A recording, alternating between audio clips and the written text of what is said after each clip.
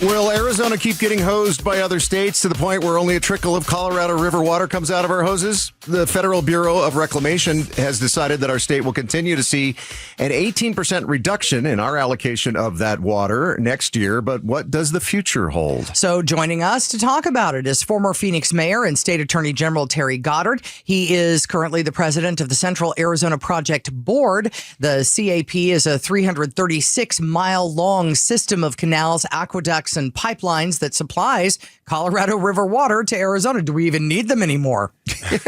Just take them out. We're throwing you out of a job, I guess. No. So, Mr. Goddard, our state is coming up against this 2026 deadline to negotiate the new operating guidelines for the Colorado River. What's Arizona's strategy heading into these negotiations? And first off, can you explain, how do these negotiations work? Well, that's a great question because it's sort of until recently, it's been out of the main focus. I don't think Arizonans have really concentrated on where their water comes from. And if I could take a step aside for just a second, about a quarter of it, well, about a third of it comes from the Colorado River. And that's a replenishable supply that we've gotten reliably since 1985. Back when I was mayor, we got the first deliveries from the CAP, and it's been a tremendous lifeline for the state of Arizona, especially for the West Valley. Now, the Colorado River draws its water from the Rocky Mountains. And so what we've seen in the last 25 years is one of the longest droughts. We call it the millennial drought because it's over 1,000 years going back in the tree ring studies and so on that we can find a time that was this dry in this area. So this is a big deal. And what's happened is the temperatures have been rising in the forests of the Colorado.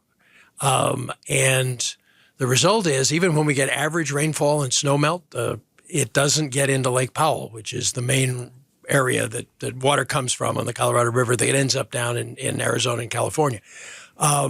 Interesting because sometimes there have been years with average rainfall and precipitation, and only 50% of the normal runoff has gotten into Lake Powell. So we're dealing with extraordinary drought. We're dealing with rising temperatures and much less runoff. So the result is the Colorado River, which was dependable at 15, 16, 17 million acre feet, is now running at 10 to 11. So you can see there's a lot less water, and at the same time, we've got a significant additional growth here in the valley and in all of the area that is served by this river. There's 7 states. They were divided back in 1922 to the upper and the lower basin. And the deal was that we'd be able to accommodate the needs of all 7 states by negotiation, not by federal mandate. And so far we've worked it out that way. But this time we're in a absolute collision. The upper basin is not agreeing with the proposals that have been made by the lower basin in good faith, and we're in a deadlock. Now there's a meeting today, virtually among the 7 states. This has been going on for 2 years, and there'll be an in-person meeting in about 2 weeks.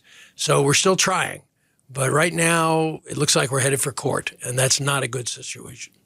So, as I understand it, the Bureau of Reclamation has kind of put in this 18% reduction. That is the federal government. Well, no, it isn't actually. They are the master of the river under the law. Okay. But that reduction was negotiated among the 7 states. It was called the Drought Contingency Plan. We got together in 2019 and basically agreed that when there was a shortage, and the shortage was staring us in the face, that each state would take, in the lower basin, each of the 3 states, Nevada, California, and Arizona, would take a portion of that reduction. Okay. And Arizona took the biggest portion because we're sort of the last ones to come into the picture. And we have been living with that 18% reduction since 2022. So people today are not going to feel a big hit because it's the same reduction we had last year and the year before.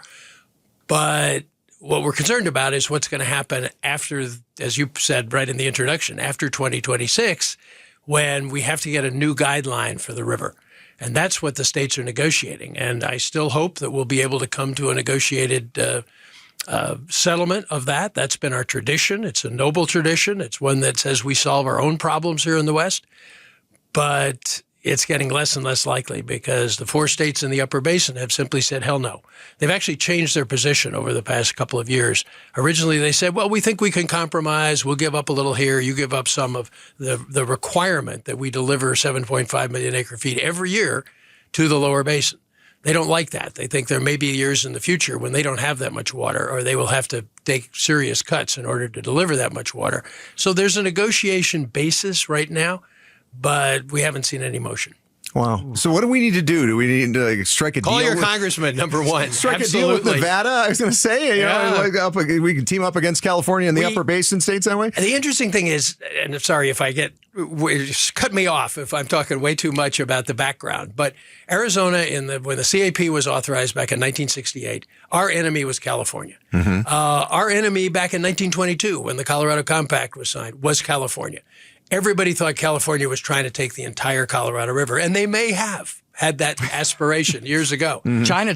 Chinatown, absolutely. There's a lot of reasons that we need to be suspicious, but our relations with California have been great. I mean, they have been willing to sit down, take part of the shortage, although there's some question legally about whether they had to, but they said, yeah, we're in this together. We would rise or fall together as a lower basin.